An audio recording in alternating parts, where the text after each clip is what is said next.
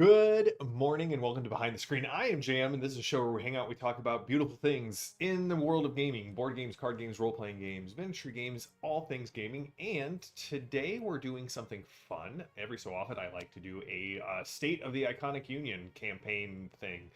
Check out the card that Tink put together for me for the official title of this episode. But we have a lot of great GMs in the iconosphere, if you will. First of all, good morning to John Doom and Grom, and putting my phone on Do Not Disturb, and Padre. Good to see all of you.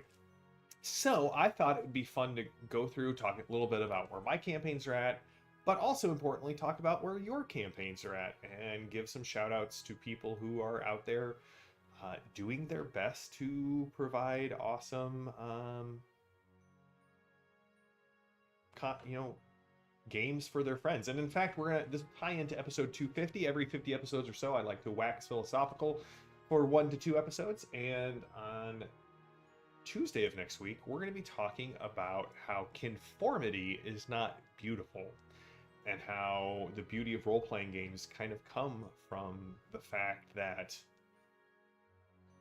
there is no conformity. You could run the same game with the same group of people and the same plot point campaign, and it would come out differently every time. And that's kind of the beautiful thing about role-playing games. But we're gonna start with Grom, who's in the chat.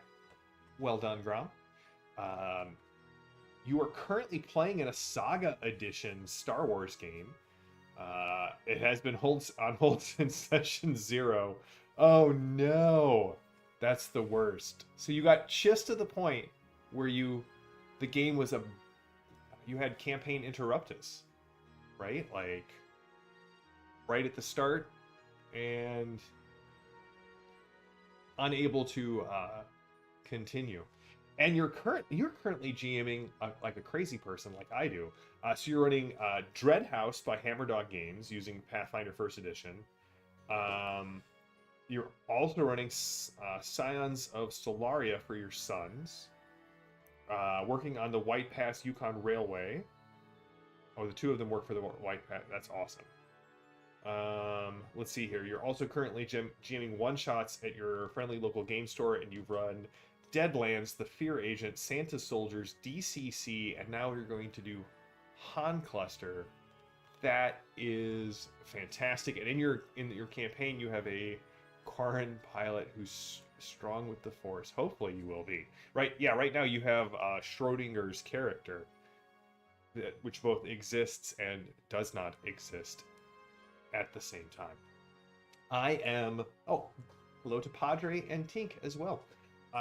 So my Palladium games are going quite well. We're about 9 to 10 sessions in on each group. There's several rumors going around the kingdom that both groups are kind of tacitly engaging with at this point. My Tuesday group, which is my in-person Palladium group, that consists of 3 Wolfen, a Dwarf, and a Human, have just wrapped up a little dungeon, which was a temple to Amun, the Hidden One, from the Egyptian pantheon. And they're about to recover a magic book for a group of soldiers from the Wolfen Empire and get paid out for that. So that's been a lot of fun. The group is really gelling with Palladium Fantasy, and I would say some of the new people that have joined that group, that in-person group, they've come from a background that they have zero. I think the way one of my players has put it has said,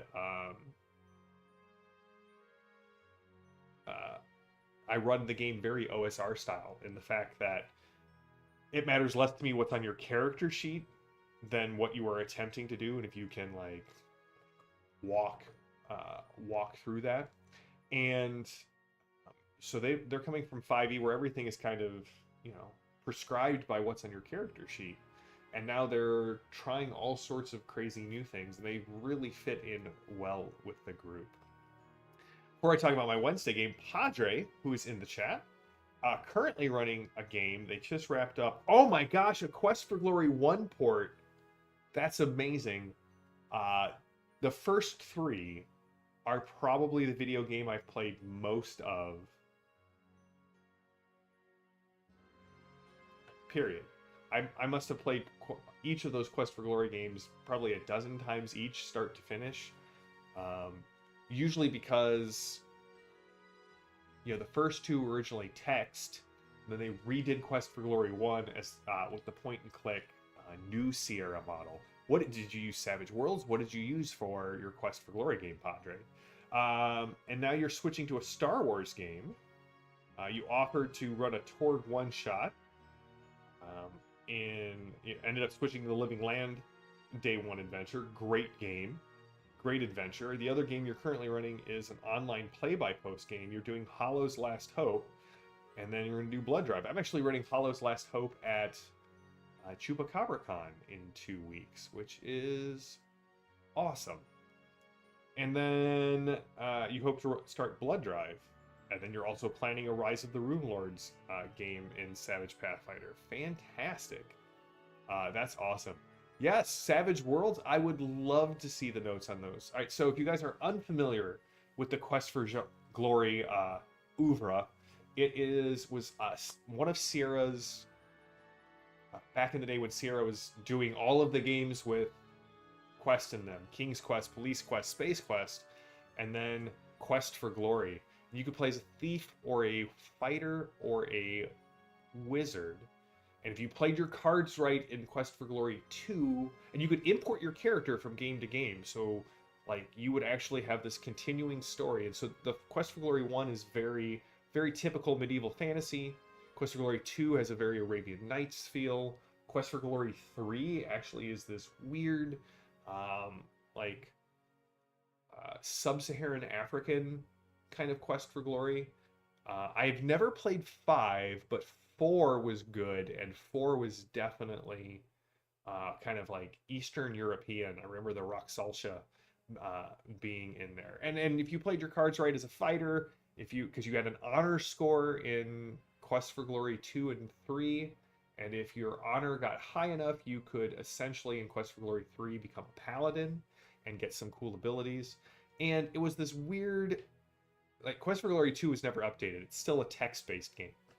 But the rest of the games were this weird combination of, like, choices and point-and-click combat and reactionary combat. That was a lot of fun. I really, and some tongue-in-cheek, really bad puns, which was sort of, key. Oh, King's Quest was another great one from Sierra. They're all available on goodoldgames.com, and every so often I'm like, I should just buy all 5 of them and replay them. But, like, back in the day, the Sierra games were the games that my brother and I played. He was a huge King's Quest and Space Quest fan. I was a huge Quest for Glory, and then the Gabriel Knight series, which was this kind of horror genre game. And what were some of the other ones? Seventh Guest and the sequel, which were these brutally horrific games. Shivers, like all of that genre. That was like peak video game time for me. Your John Doom alarm went off. That's great. I employ a John Doom alarm as well. Let's see here, John Doom. And speaking of one shots, you're going to be on Knights of the Smith Dinner Table stream this weekend. Posted in the chat. I cannot wait or next weekend. I can't wait to watch it. I will be in the chat making inappropriate comments. So, Jason over on our Discord is currently running a heavily modified 6th season in Sartar game, and obviously is running, if you are a member of the Iconic Patronage, there is a Dragonbane play-by-post game that is going on our Discord server. He's contemplating a Shadowrun group, and using some GM-less play for him and his wife using the Mythic Game Master emulator, which I've looked at. I have not actually tried yet. Jason, if you watch this, I would love to hear how that's going. And all of his players are big Pokemon fans, so he's going to be running that after the Gloranta game. That's fantastic.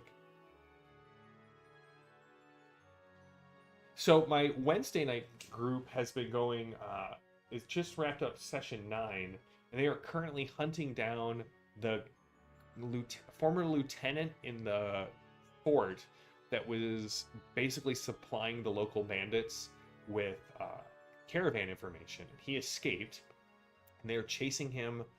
Instead of going through the marsh, they're going around it, and then they got caught up in a fight with another group of bandits. It could be a group of bandits, it may be an orc tribe. They're not entirely certain. But they're trying to get to the town of Tax before these two treacherous guardsmen do, and we'll see how that goes. That's been a good group. Actually, I've talked about Gaming Singularity and how I'm so excited that I have both groups. Both of my weekly groups are in the same game system, in the same game world, and actually, it's the benefit of that is one of my players in my in-person Tuesday night game has some classes that she has to do for 2 months in the summer, and so she's going to join our virtual Wednesday game and just port her character over there for the next 8 weeks, which is fantastic. Jason, you did just get here in time to hear about me talking about your games. How is the GM emulator game going? I've been looking at Mythic, and so if you have any insights, I would love to hear about that. So those are my two main games that I'm running. Actually, tonight for John Doom and Cryptwright and Tinker Hellraiser and Dream Shaper and Evan's cousin Mark, I'm running some Jackals, so I'll let you guys know how that goes. John Doom just finished Necessary Evil Breakout for his group, and Cryptwright, you can have a Benny. You emulate a GM all the time. Hopefully someday it takes. Actually, Cryptwright has some really cool things going on that hopefully I can convince him to come on and share at some point in the near future. So yeah, John Doom just finished Breakout, which is the Necessary Evil plot point campaign set in New York. It's kind of the street level game where the story of like kind of cordoned off New York, and Dr. Destruction shows up and basically enlists the villains in gathering what they need to break out of New York. It's sort of a escape, if you will, from New York. So, before I continue, brief update. I don't know if you guys know this. I think Tink has posted it on the Discord, but I'm involved with the relaunch of a world's largest dungeon through the world's largest role-playing game company, and it is going like gangbusters. It is $600 short of $400,000 in the first 2 days of the Kickstarter. So I'm going to post the link here in the chat. If you're at all interested, it is a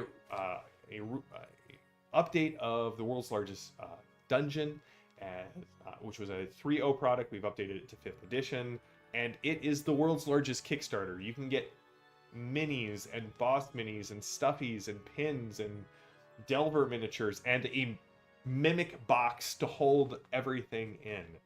And there's also a contest called Portals to Adventure. And if you're at all interested in that, this is a really cool contest that Tim Brown of Dark Sun and I have been talking about for years, and he put it in as part of this. There's going to be an extra book beyond the 4 books of the world's largest dungeon. It's called Secret Doors, which is basically going to be a short 4 to 6 page dungeon that kind of you find behind a secret door in the world's largest dungeon. And if you go to portalstoadventure.com, you can actually submit a dungeon idea, and then people get to vote for you. And if your dungeon wins, not only do you end up being in the Secret Doors book, but there is prize money to be won, and you will be in the book with such luminaries as Timothy Brian Brown and Ross Watson and Gareth Ryder Hanrahan and Robert Schwalb of Shadow of the Demon Lord, and that one guy who wrote Jackals, that's me. Oh, yeah, Steven Chenault of Castles and Crusades is going to be a part of it. So if you're at all interested, go to portals2adventure.com, write up your dungeon submission and submit it, and then ask your friends to go and vote.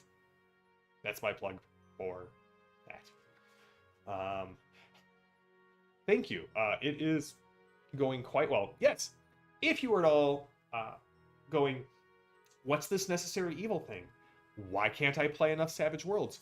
Why aren't more people running Savage World stuff? Well, I have good news for you, because tonight on the Pinnacle Channels, Knights of the Smith Dinner Table, will be continuing with their Altered Morality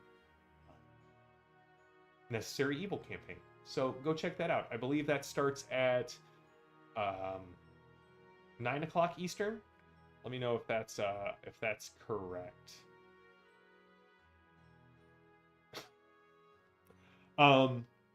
You could enter under a fake name like a Nepo baby. I'm putting that in question mark because I would not recommend doing that, but I was just reading the chat. And then the other game that I am running is a kids game. I run it every other week, and going for I'll allow it, John Doom. Our every other week for the year, and then in the summer we play every week. I run a Tales of the Valiant campaign for a group of homeschool kids up at the local game store in Plano called Madness. It's wonderful. We're in the process of wrapping up the every other week game, and now we're heading into, like I said, the weekly games. And I've convinced all of them. I mean, they're 8th or 9th level now in 5th edition Dungeons and Dragons, which is, Tales of the Valiant, legally distinct from 5th edition Dungeons and Dragons. And what's interesting is they're in the process of trying to unravel a time travel mystery, as well as stop this undead Illithid and the mother of all chaos from destroying the world. It's very heavily Greek mythology inspired, and they haven't figured out who the big bad evil guy is yet, but they know it's somehow tied to Baba Yaga. And so I'm really looking forward to that. But I got all of them to agree to take a 2-session break, and we're going to play some Savage Worlds and introduce, I think, so Zane has played Savage Worlds, as has Molly's son and daughter. But I don't think anyone else in the group has played Savage Worlds. And so, per my son's request, we will be using the science fiction archetypes, and we are going to be playing a sci-fi adventure for the next 2 weeks, and hopefully I can convince them that Savage Worlds is so much more fun than 5th edition that the whole group will change to a Savage Worlds group, and I will get to run Savage Worlds for kids on a weekly basis, and that would be amazing. So yeah, that's it. I just you guys have great campaigns, and I always enjoy hearing about them and talking with you all about them. So I'm really excited to have done this. If you have other things that you really want to see talked about, please jump over to the Behind the Screen channel on our Discord. And yeah, on Tuesday, again, as I said, we're going to be talking about Conformity is Not Beautiful. I'm going to be talking about beauty in gaming and gaming philosophy then. And then for the next 2 weeks, we're only going to have one Behind the Screen, he said, because we should have full Behind the Screen next week. But I'm out of town next weekend for Memorial Day, and the weekend after that, I will be at ChupacabraCon and will not be doing Behind the Screen that Thursday. So, busy couple of weeks over here at Iconic HQ, but always glad to sit down and chat with you guys on Tuesdays and Thursdays. It is good for my soul. John Doom, top tip for making Savage Worlds more fun in the teach. Show them a Joker, make them cheer, and when it comes up in the game, they cheer too. Yes, and the other thing is, they always cheer when someone rolls a natural 20. They're going to be so loud when we start playing Savage Worlds, because every time the dice ace, everybody goes crazy. We go crazy in the adult games that we play of Savage Worlds, even more so for kids. When I ran it for Zane's school, they went berserk to the point that several teachers had to come and ask us to be quiet. Yeah, good times. So until next time, stay safe, stay healthy, stay gaming. I am JM. This has been Behind the Screen, and I will see you all on Tuesday. Until then, everybody, have a good one.